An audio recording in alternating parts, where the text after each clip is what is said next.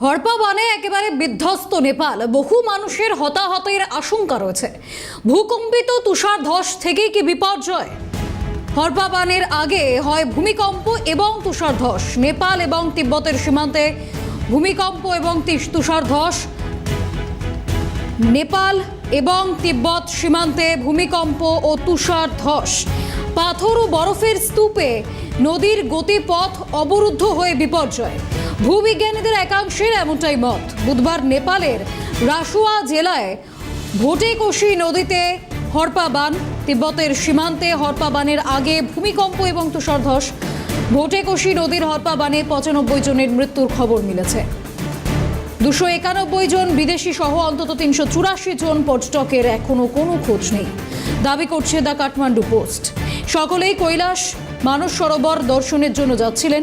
কাঠমান্ডু থেকে প্রায় 125 কিলোমিটার দূরে অবস্থিত রাসুয়ার আনুমানিক 50,000 মানুষের বাস। তিব্বত থেকে নেপালে প্রবেশ করে এই জেলা দিয়েই বয়ে গিয়েছে ভোটেকোশি নদী। বুধবার 8:30টার কিছু পরে আচমকাই নদীর জলস্তর বৃদ্ধি পায়। যে ছবি আপনারা দেখছেন, নেপাল হরপা বানে একেবারে বিধ্বস্ত, তছনছ হয়ে গিয়েছে নেপালের বিভিন্ন এলাকা। বহু মানুষের হতাহতের আশঙ্কা রয়েছে। ভূকম্পিত তুষার ধস থেকেই কি বিপর্যয়? হরপা বানের আগে ভূমিকম্প এবং তুষার ধস হয়, আর যার জেরেই এই পরিস্থিতি, এমনটাই মনে করছেন ভূবিজ্ঞানীরা।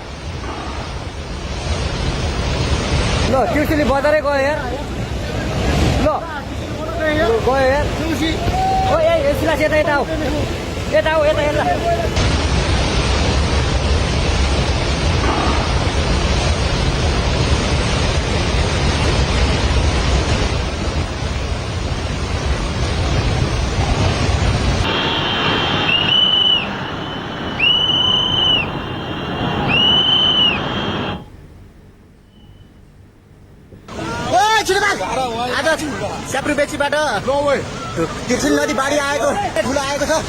अचानक विपत्ति आयो।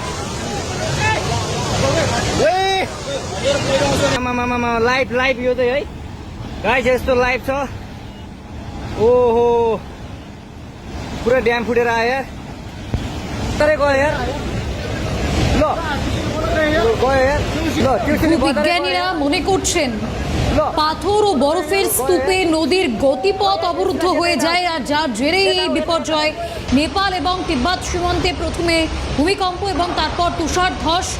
নদীর জলস্তর বৃদ্ধি একাধিক কারণ। বুধবার নেপালের রাসুয়া জেলার ভোটেকোশি নদীতে রীতিমতো হরপা বান। তিব্বতের সীমান্তে হরপা বানের আগে ভূমিকম্প এবং তুষার ধস হয়। ভোটেকোশি নদীর হরপা বানে 95 জনের মৃত্যুর খবর মিলেছে। 291 জন বিদেশি সহ 384 জন পর্যটকের এখনো কোনো খোঁজ নেই, দাবি করছে দ্য কাঠমান্ডু পোস্ট। সকলেই কৈলাস মানস সরোবর দর্শনের জন্য যাচ্ছিলেন। কাঠমান্ডু থেকে প্রায় 125 কিলোমিটার দূরে অবস্থিত রাসুয়ার আনুমানিক 50,000 মানুষের বাস। তিব্বত থেকে নেপাল প্রবেশ করে এই জেলার মধ্যে দিয়ে এই নদী ভোটেকোশি নদী বয়ে গিয়েছে। বুধবার 8:30টার কিছু পরে আচমকা এই নদীর জলস্তর বৃদ্ধি পায়, আর যার জেরে যে ছবি আপনারা দেখতে পাচ্ছেন, রীতিমতো বিপর্যস্ত পরিস্থিতি নেপাল এবং তিব্বত সীমান্তে।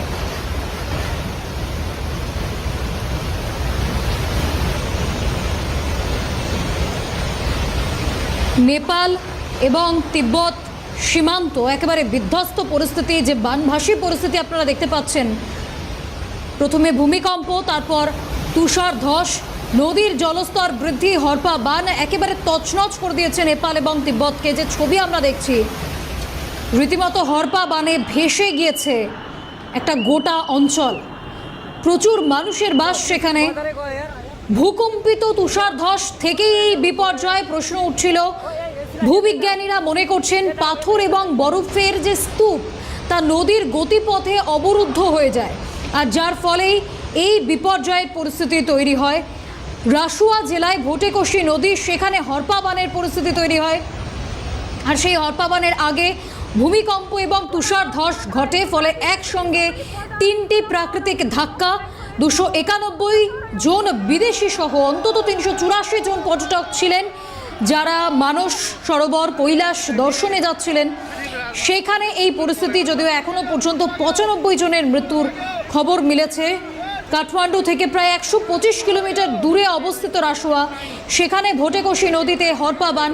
টিউশনি বাজারে কয় यार রাসুয়ায় আনুমানিক 50,000 মানুষ বাস করেন ওই জেলায়। लो তিব্বত থেকে নেপালে প্রবেশ করে এই জেলা দিয়ে এই ভোটেকশি নদী বয়ে যায়, আর সেই নদীতেই এই হরপা বানের পরিস্থিতি। বুধবার সকাল 8:30টার কিছু পরে নদীর জলস্তর বৃদ্ধি পায়। এই সব কিছু মিলিয়ে প্রাকৃতিক বিপর্যয়ে বিপর্যস্ত নেপাল তিব্বত সীমান্ত।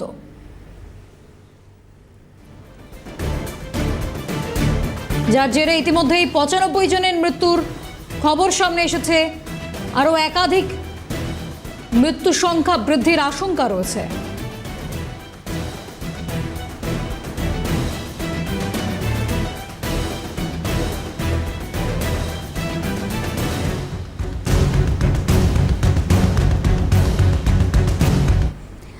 নেপালে হরপা বানের কারণ কি বলছেন ভূবিজ্ঞানীরা?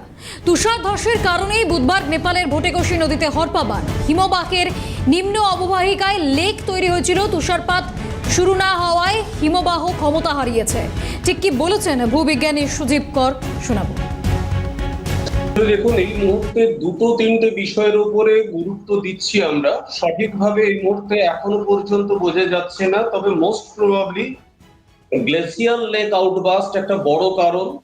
এবং আপনারা জানেন ভালো করে, হিমালয় পার্বত্য অঞ্চলে, বিশেষত তিব্বতীয় হিমালয় এবং নেপাল হিমালয়ের যে সীমান্তবর্তী অঞ্চলগুলো, যখন থেকে বিশ্ব উষ্ণায়ন শুরু হয়েছে তখন ট্রিমেন্ডাস টেম্পারেচার ফ্ল্যাকচুয়েশনের ফলে হিমবাহের নিম্ন অববাহিকায় প্রচুর পরিমাণে লেক তৈরি হয়ে গেছিল। আমরা যেগুলোকে গ্লেসিয়াল লেক বলে থাকি। এই সমস্ত লেকগুলোর ওপরে হালকা বরফের আস্তরণ বা চাদর দিয়ে ঢাকা থাকে এবং তার ওপরে অ্যাকচুয়ালি হিমবাহ অবস্থান করে। বেসিক্যালি আপনারা জানেন ভালো করে যে এই বিশ্ব উষ্ণায়নের প্রভাবে মৌসুমী বায়ু কিন্তু ভারতবর্ষে ভীষণভাবে অনিয়মিত অবস্থায় পৌঁছে গেছে। মৌসুমী বায়ু সক্রিয়ভাবে কাজ করতে পারছে না।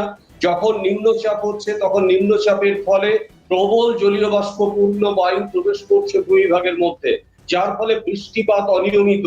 এবং এর প্রভাবেই কিন্তু উত্তর হিমালয় পার্বত্য অঞ্চলে, যেখানে এই সময় জেট বায়ু পৌঁছে যাওয়ার কথা, সেই জেট বায়ু পৌঁছতে পারেনি, যার ফলে হিমালয়ের উচ্চ উপত্যকায় এই সময় বেশ কিছু অঞ্চলে তুষারপাত ঘটার কথা।